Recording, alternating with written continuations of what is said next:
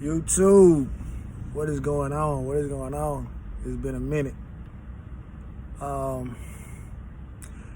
got the truck out the shop, obviously, and it's been doing good so far.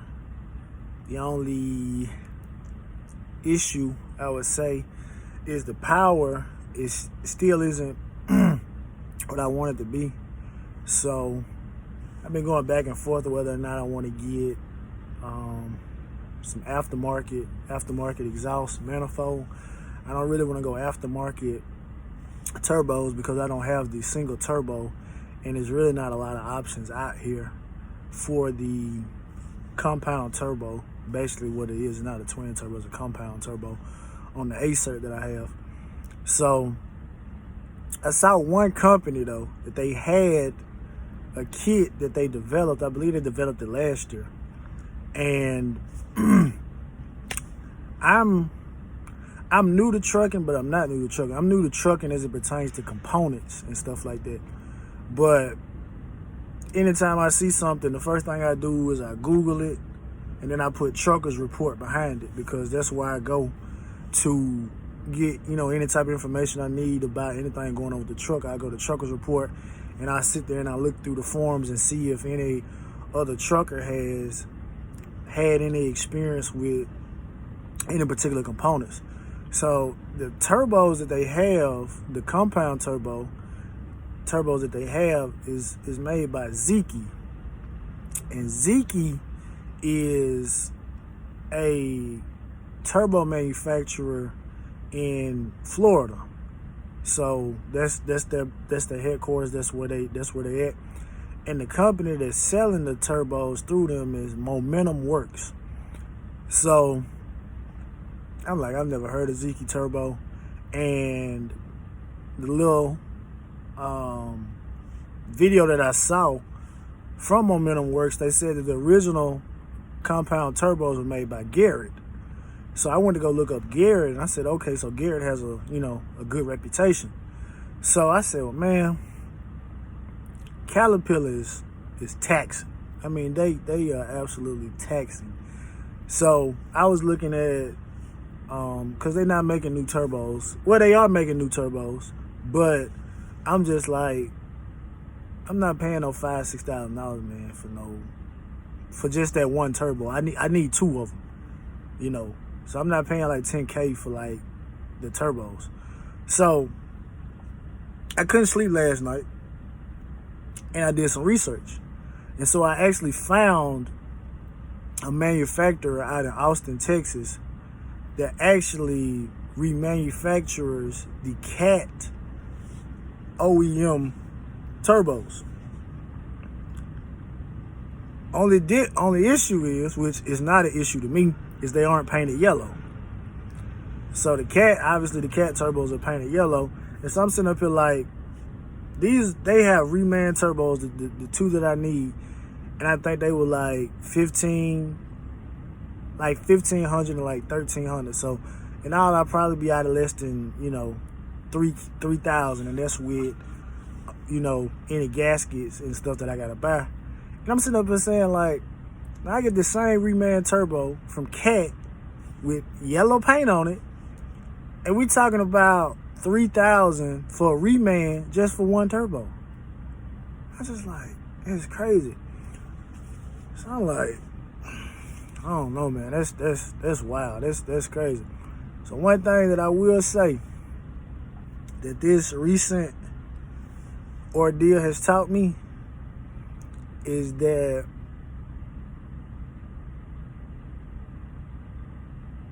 I can't allow for the truck to go to the dealership too often. I can't. Certain stuff I can do myself.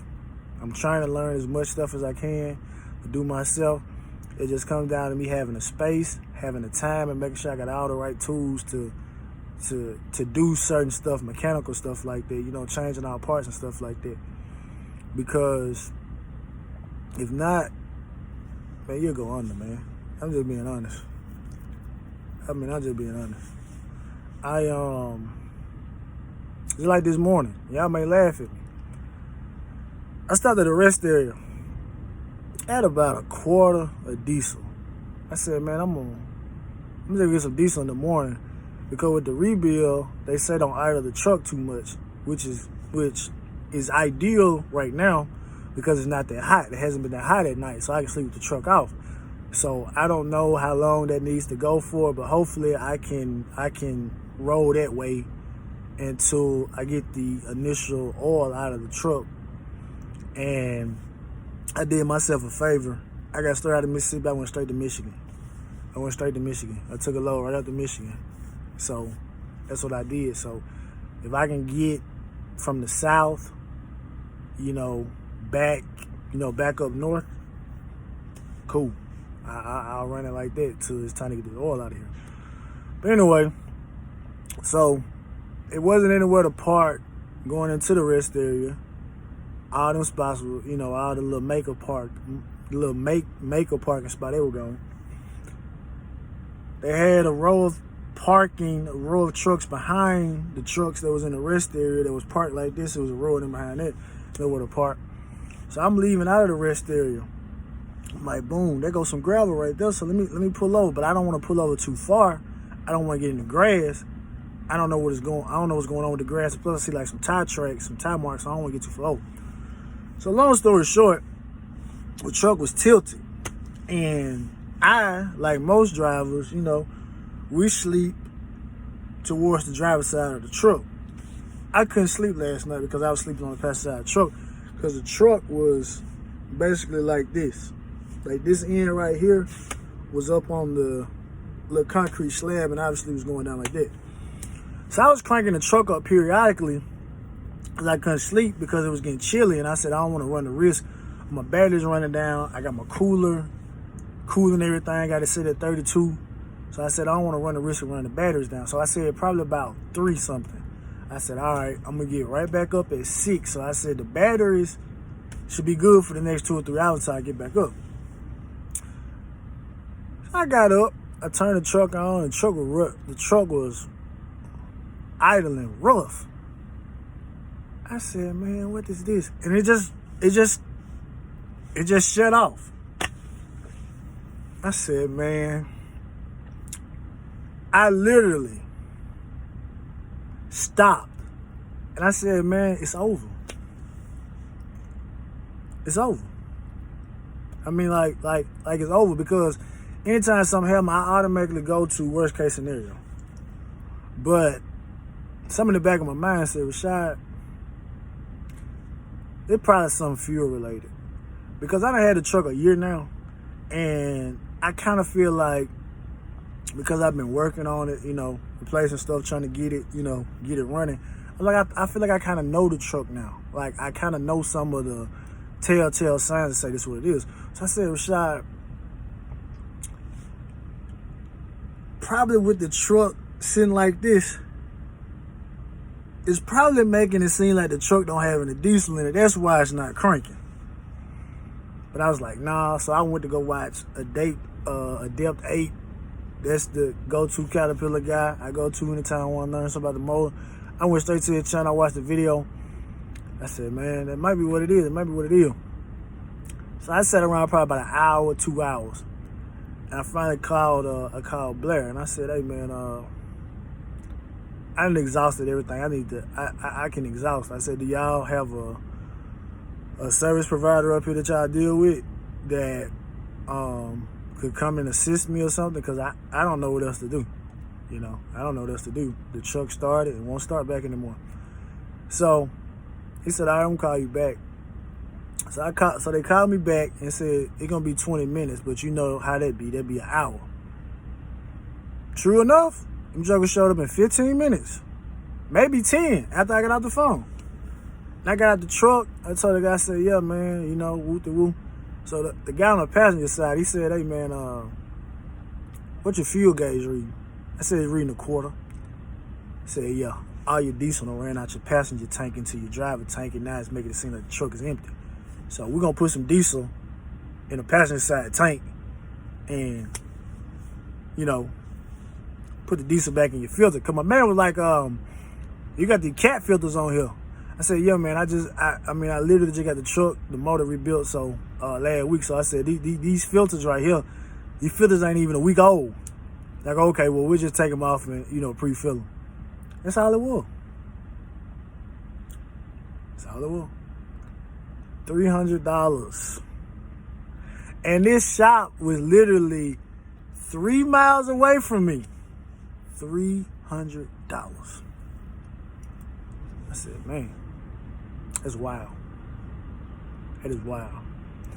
And I was telling one of my buddies, I said, man, I have a hose where you can extract diesel from one tank and put it in the other one. It even has like a little jar. It's almost like a spray gun. Like it can hold it in there and I can deposit it off in there. I don't have it in the truck with me. But other than that, like I said, the truck it's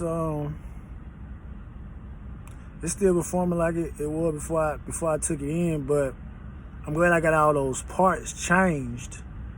So now if I want to put a tune on it, cause the tune I've been looking at a lot of PDI stuff.